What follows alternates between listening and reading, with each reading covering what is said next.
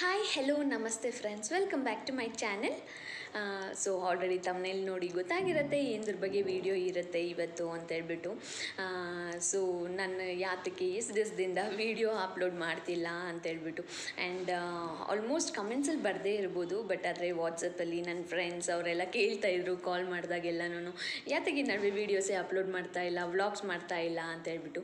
ನಾನು at least vlogs ಮಾಡೋದಕ್ಕೆ busy ಇದ್ರೂ ವೀಡಿಯೋಸ್ ಆದರೂ ಒಂದು ಸ್ಮಾಲ್ ವೀಡಿಯೋಸ್ ಆದರೂ ನಾನು ಅಪ್ಲೋಡ್ ಮಾಡ್ತೀನಿ ಡೈಲಿ. ಬಟ್ ಆಲ್ಮೋಸ್ಟ್ ಈಗ ಲೈಕ್ 1 ವೀಕ್ ಆಗೋಯಿತು ಅಂತ, ಆಲ್ಮೋಸ್ಟ್ 7 to 9 ಡೇಸ್ ಆಯಿತು ಅಂತ ಅನ್ಕೋತೀನಿ ನಾನು ವೀಡಿಯೋ ಅಪ್ಲೋಡ್ ಮಾಡಿ. ಸೊ ರೀಸನ್ ಏನು ಅನ್ನೋದಾದರೆ, ಆ್ಯಕ್ಚುಲಿ ನಂಗೆ ಈ ಥರ ಎಲ್ಲ ವೀಡಿಯೋಸ್ ನಂಗೆ ಮಾಡೋದಕ್ಕೆ ಇಷ್ಟ ಆಗೋದಿಲ್ಲ.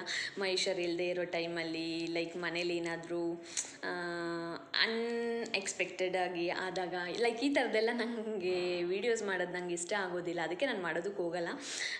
ಆಲ್ಮೋಸ್ಟ್ ಏನಾದ್ರು ಚೆನ್ನಾಗಿರೋ ವ್ಲಾಗ್ಸೇ ನಾನು ಮಾಡ್ತಾಯಿರ್ತೀನಿ, ಇಲ್ಲ ಫೆಸ್ಟಿವಲ್ ವ್ಲಾಗ್ಸ್, ಇಲ್ಲ ಡೈಲಿ ವ್ಲಾಗ್ಸ್ ಆ ಥರದ್ದು ಮಾಡ್ತಾಯಿರ್ತೀನಿ.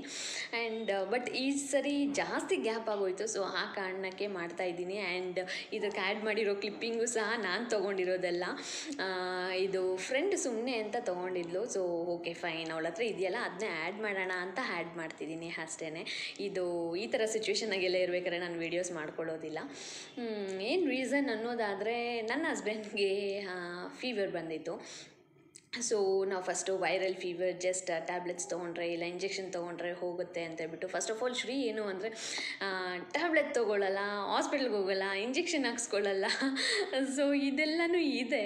ಸೊ ಅದಕ್ಕೆ ಸ್ವಲ್ಪ ನೆಗ್ಲೆಕ್ಟ್ ಮಾಡಿದ್ವಿ. ಸೊ ವೈರಲ್ ಫೀವರೇ ಜಸ್ಟ್ ಡೋಲೋ 650 ತೊಗೊಂಡ್ರೆ ಸಾಕು ಅಂತೇಳ್ಬಿಟ್ಟು. ಸೊ ಅದನ್ನೂ ಟ್ರೈ ಮಾಡ್ದೆ, ಆದರೂ ಜ್ವರ ಹೋಗಿಲ್ಲ. ಆ್ಯಂಡ್ ಓಕೆ, ನಾನು ಸ್ವಲ್ಪ ಫೋರ್ಸ್ ಮಾಡಿದೆ, ಇಲ್ಲ ಇಂಜೆಕ್ಷನ್ ತೊಗೋ, ಹೆಲ್ತ್ ಇಂಪಾರ್ಟೆಂಟ್, ಈಗ ಪಾಪು ಬೇರೆ ಇದ್ದಾಳೆ, ಮೊದಲ ಥರ ಅಲ್ಲ ಅಂತೇಳ್ಬಿಟ್ಟು. ಸೊ ಓಕೆ ಫೈನ್ ಅಂತ ಅದಕ್ಕೂ ಒಪ್ಕೊಂಡು ಇಂಜೆಕ್ಷನ್ ತೊಗೊಂಡೆ. ಸೊ ಇಂಜೆಕ್ಷನ್ ತೊಗೊಂಡಾಗ ಮೇಲಾಯಿತು, ಮತ್ತೆ ಸ್ಟಾರ್ಟ್ ಚಳಿ ಜ್ವರ. ಆಮೇಲೆ ಓಕೆ ನಾರ್ಮಲ್ಲಾಗೆ ಇದು ಅಂತ ನಾವೇನು ಸೀರಿಯಸ್ ತೊಗೊಂಡಿದ್ದಿಲ್ಲ. ಆ್ಯಂಡ್ ಡಾಕ್ಟರ್ ಸಜೆಸ್ಟ್ ಮಾಡಿದ್ರು ಬ್ಲಡ್ ಟೆಸ್ಟ್ ಮಾಡಿಸ್ಬೇಕು ಅಂತೇಳ್ಬಿಟ್ಟು. ಸೊ ಬ್ಲಡ್ ಟೆಸ್ಟ್ ತಾನೇ ಮಾಡಿಸೋಣ ಬಿಡು ಅಂತೇಳ್ಬಿಟ್ಟು ಮಾಡಿಸಿದ್ವಿ. ಸೊ ಮಾಡಿಸಿದಾಗಲೇ ಗೊತ್ತಾಗಿದ್ದು ನಮಗೆ like dengue positive and platelets ಕಮ್ಮಿ ಆಗಿದೆ ಅಂತೇಳ್ಬಿಟ್ಟು. ಸೊ ಪ್ಲೇಟ್ಲೆಟ್ಸ್ 71,000 ಆಗಿತ್ತು. ಸೊ 1 lakh ಪ್ಲಸ್ ಇರಬೇಕು, ಎಲ್ಲರಿಗೂ ಗೊತ್ತು ಅದು. ಸೊ 71 ಆಗಿತ್ತು, 71,000 ಆಗಿತ್ತು. ಸೊ ಓಕೆ, ನನಗೆ ಸ್ವಲ್ಪ ಗಾಬರಿ ಆಯಿತು. ಆಬ್ವಿಯಸ್ಲಿ ನಂಗೆ ಶ್ರೀ ಏನಾದರೂ ಸ್ವಲ್ಪ ಮನುಷ್ಯರಿಲ್ಲ ಅಂತ ಹೇಳಿದ್ರೆ ನಂಗೆ ಗಾಬರಿ ಆಗುತ್ತೆ. ಸೊ ಅವ್ನು ಚೆನ್ನಾಗಿದ್ರೆ ನಾವೆಲ್ಲ ಚೆನ್ನಾಗಿರ್ತೀವಿ ಅಂತೇಳ್ಬಿಟ್ಟು.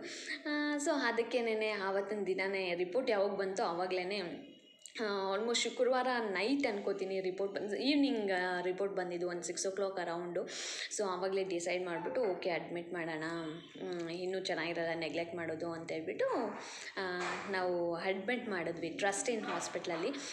ನಾವು ಯಾವಾಗಲೂ ಈಸ್ಟ್ ಪಾಯಿಂಟ್ನೇ ಆಪ್ಷನ್ ಆಗಿ ಇಟ್ಕೋತೀವಿ, ಬಟ್ ಆದರೆ ಈ ಸರಿ ಟ್ರಸ್ಟಿನ್ಗೆ ಮಾಡೋಣ ಅಂತ ನನ್ನ ಬ್ರದರ್ ಹೇಳ್ದ. ಸೊ ಓಕೆ ಫೈನ್ ಅಂತೇಳ್ಬಿಟ್ಟು ಹರಿಬರಿನಲ್ಲಿ ಲೈಕ್ ಆನ್ ಸ್ಪಾಟಾಗಿ ಡಿಸೈಡ್ ಮಾಡಿಬಿಟ್ಟು ಅಡ್ಮಿಟ್ ಮಾಡಿದ್ವಿ ನನ್ನ ಹಸ್ಬೆಂಡ್ನ.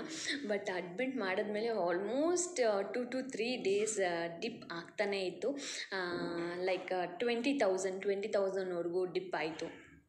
ಬಟ್ ಡಾಕ್ಟರ್ ಹೇಳ್ತಾಯಿದ್ರು, ಸೊ ಒನ್ಸ್ ಇದು ತೀರಾ ಡಿಪ್ ಆಗಿ ಆಮೇಲೆ ರೈಸ್ ಆಗುತ್ತೆ ಅಂತ ಹೇಳ್ತಾಯಿದ್ರು. ಓಕೆ ಫೈನಲಿ 2-3 days ಆದಮೇಲೆ ರೇಸ್ ಆಯಿತು. ಯಾವಾಗ ರೇಸ್ ಆಯಿತು ಆವಾಗ ಡಾಕ್ಟ್ರೇ ಹೇಳಿದ್ರು ಡಿಸ್ಚಾರ್ಜ್ ಮಾಡ್ಬೋದು ಅಂತೇಳ್ಬಿಟ್ಟು. ಸೊ ಆವಾಗ ನಾವು ಡಿಸ್ಚಾರ್ಜ್ ಮಾಡಿದ್ದು. ಆಲ್ಮೋಸ್ಟ್ 2 to 3 days ಅಡ್ಮಿಟ್ ಆಗಿದ್ದು. ಆಮೇಲೆ ಮನೆಗೆ ಬಂದುಬಿಟ್ಟು ನಂದು ಆಫೀಸ್ ಕೆಲಸ ಇತ್ತು, ನಾನು ಒಂದು 2 days ಲೀವ್ ತೊಗೊಂಡಿದ್ದೆ. ಆಮೇಲೆ ಜಾಸ್ತಿ ಲೀವ್ ತೊಗೊಳ್ಳೋದು ಅಷ್ಟೊಂದು ಚೆನ್ನಾಗಿರೋದಿಲ್ಲ. ಗೊತ್ತಿರ್ಬೋದು, ಮೆಟರ್ನಿಟಿ ಲೀವ್ ನಾನು ಆಲ್ಮೋಸ್ಟ್ 6 months ಲೀವ್ ತೊಗೊಂಡಿದ್ದೀನಿ. 6 months ಲೀವ್ ತೊಗೊಂಡು ಇವಾಗೆಲ್ಲ ಲೀವ್ ತೊಗೊಳ್ಳೋದು ಅಷ್ಟೊಂದು ಚೆನ್ನಾಗಿರೋದಿಲ್ಲ. ಸೊ ಅದಕ್ಕೆ ಅಂತ ನಾನು ಒಂದು 2 days ಲೀವ್ ತೊಗೊಂಡು ಹಸ್ಬೆಂಡ್ ಜೊತೆ ಇದ್ದೆ. ಆಮೇಲೆ ಈಗಿರು ಮನೆಗೆ ಬಂದಮೇಲೆ ಅತ್ತೆ ಮಾವ ಎಲ್ಲ ಇರ್ತಾರೆ ಅಂತೇಳ್ಬಿಟ್ಟು ನಾನು ಈಗಿರು ವರ್ಕ್ ಫ್ರಮ್ ಹೋಮ್ ಬೇರೆ, ಆಮೇಲೆ ವರ್ಕ್ ಸ್ಟಾರ್ಟ್ ಮಾಡಿದೆ. ಸೊ ರೀಸನ್ ಬಂದುಬಿಟ್ಟು ಇದೇನೆ, ನಾನು ವೀಡಿಯೋ ಅಪ್ಲೋಡ್ ಮಾಡೋಕ್ಕಾಗಲಿಲ್ಲ ನನ್ನ ಕೈಯಲ್ಲಿ. ವೀಡಿಯೋಸ್ ಇದ್ದಾವೆ ಅಪ್ಲೋಡ್ ಮಾಡುವಂಥದ್ದು, ಬಟ್ ಆದರೆ ಎಡಿಟ್ ಮಾಡೋದಕ್ಕೆಲ್ಲ ಟೈಮ್ ಸಿಗ್ತಾ ಇರಲಿಲ್ಲ. ಆ್ಯಂಡ್ ಗೊತ್ತಿರ್ಬೋದು ಈ ಥರ ಎಲ್ಲ ಇದ್ದಾಗ ಮೂಡು ಚೆನ್ನಾಗಿರೋದಿಲ್ಲ. ಸೊ ಆ ಕಾರಣಕ್ಕೆ ನಾನು ಮಾಡಿರಲಿಲ್ಲ. ಸೊ ಇವಾಗೆಲ್ಲ ಆಲ್ ಫೈನ್. ಹಸ್ಬೆಂಡ್ ಪ್ಲೇಟ್ಲೆಟ್ಸ್ ಎಲ್ಲ ಇನ್ಕ್ರೀಸ್ ಆಗಿದೆ ಆ್ಯಂಡ್ ಅವನು ಸಹ ಫುಲ್ ಚೆನ್ನಾಗಿ ಆಗಿದ್ದಾನೆ. ಸೊ ಇದಿಷ್ಟು ರೀಸನ್. ಸೊ ನಾವು ರಿಟರ್ನ್ ಬಂದಮೇಲೆ ಅವ್ರ ಫ್ರೆಂಡ್ಸ್ ಎಲ್ಲನೂ ಹಾಸ್ಪಿಟ್ಲಿಗೂ ಬಂದಿದ್ದರು ನೋಡೋದಕ್ಕೆ ಆ್ಯಂಡ್ ಮನೆಗೂ ಬಂದಿದ್ದರು. ಸೊ ಮನೆಗೆ ಬಂದಾಗ ಏನೇನೆಲ್ಲ ಆಯಿತು ಅನ್ನೋದನ್ನ ಈ ವಿಡಿಯೋದಲ್ಲಿ ಕ್ಲಿಪ್ಪಿಂಗ್ ಆ್ಯಡ್ ಮಾಡ್ತೀನಿ. ಸೊ ಅಷ್ಟೇ, ಇದೊಂದು ವಿಡಿಯೋ.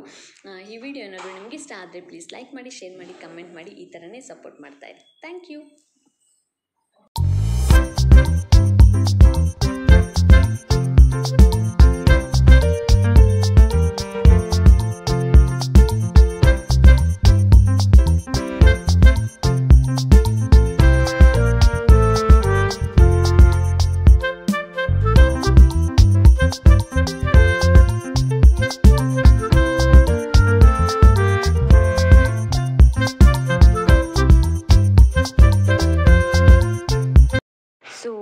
ಬಂದುಬಿಟ್ಟು ಶ್ರೀ ಡಿಸ್ಚಾರ್ಜ್ ಆಗಿರೋ ದಿನ ಫ್ರೆಂಡ್ ಫ್ಯಾಮ್ಲಿ ಬಂದಿದ್ದರು ಶ್ರೀನ ನೋಡ್ಕೊಂಡು ಹೋಗೋದಕ್ಕೆ ಅಂತ ಹೇಳ್ಬಿಟ್ಟು. ಆ್ಯಕ್ಚುಲಿ ಹಾಸ್ಪಿಟ್ಲಿಗೂ ಬಂದಿದ್ದರು ಆ್ಯಂಡ್ ಸ್ಟೇ ಸಹ ಮಾಡಿದರು. ಆದ್ರೂ ಇವತ್ತು ಡಿಸ್ಚಾರ್ಜ್ ಆಗಿತ್ತಲ್ಲ, ಸೊ ನೋಡ್ಕೊಂಡು ಹೋಗೋಣ ಅಂತ ಹೇಳ್ಬಿಟ್ಟು ಬಂದಿದ್ದಾರೆ ಈಗ. ಸೊ ಶ್ರೀ ಫ್ರೆಂಡ್ಸು ಸಹ ಬಂದಿದ್ದರು. ಹೇಳಿದ್ದೀನಿ ಶ್ರೀಗೆ ಬೆಸ್ಟ್ ಫ್ರೆಂಡ್ಸ್ ಅಂತ Madhu and Naveen. So Naveen already ಹಾಸ್ಪಿಟಲ್ಗೆ ಬಂದು ಸ್ಟೇ ಸಹ ಮಾಡಿದ್ದ, ಬಟ್ ಮಧು ಊರಲ್ಲಿರೋದು. ಅವ್ನು ಬರೋಷ್ಟರಲ್ಲಿ ನಾವು ಡಿಸ್ಚಾರ್ಜ್ ಎಲ್ಲ ಮುಗಿಸಿದ್ವಿ. ಸೊ ಅದಕ್ಕೆ ಮನೆಗೆ ಬಂದಿದ್ದಾನೆ, ನೋಡ್ಕೊಂಡು ಹೋಗೋಣ ಅಂತ ಹೇಳ್ಬಿಟ್ಟು. ಮಧು ಮತ್ತು ಚಿನ್ನ ಇಬ್ಬರು ಫ್ರೆಂಡ್ಸು ಸಹ ಬಂದಿದ್ದಾರೆ.